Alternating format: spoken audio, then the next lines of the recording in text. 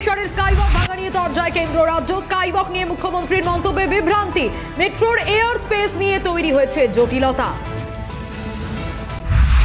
12 দিন অতিক্রান্ত, এখনো অধরা সন্দেশখালীর বেতাজ বাদশাহ শাহজাহান। আদালতে এদিন সেই শাহজাহানকে ওসামা বিন লাদেনের সঙ্গে তুলনা করলো সিবিআই। এমনকি শাহজাহানের অন্তর্ধানে পুলিশের সহায়তার তথ্য খাড়া করলো ইডি।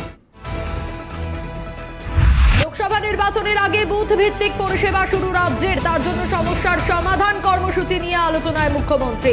20 জানুয়ারি থেকে 12 ফেব্রুয়ারি পর্যন্ত চলবে বুথ ভিত্তিক ক্যাম্প।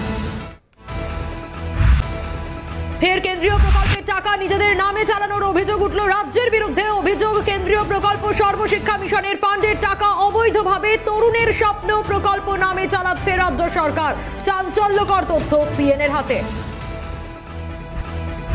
প্রধানের বিরুদ্ধে 5 বিক্ষুব্ধ তৃণমূল কাউন্সিলর সহ 2 কংগ্রেস কাউন্সিলরের ডাকা অনাস্থা প্রস্তাবে জয়ী বিক্ষুব্ধ তৃণমূল কাউন্সিলররা। অপসারণ করা হলো ঝালদা পুরসভার পুরপ্রধান শিলা চট্টোপাধ্যায়কে। দলের কড়া হুইপ উপেক্ষা করেই পুরপ্রধানকে অপসারণ করা হয়। ভারত জোড়ো ন্যায় যাত্রা নিয়ে মন্তব্যের জেরে কেন্দ্রীয় মন্ত্রী রাজীব চন্দ্রশেখরকে পাল্টা আক্রমণ করলেন কংগ্রেস নেতা জয়রাম রমেশ। একটি সাক্ষাৎকারে কেন্দ্রীয় মন্ত্রী রাজীব চন্দ্রশেখর জানিয়েছিলেন, তিনি যাই বলুন গোটা দেশ জানে বিগত 65 বছর ধরে কংগ্রেস কি ধরনের অত্যাচার চালিয়েছে।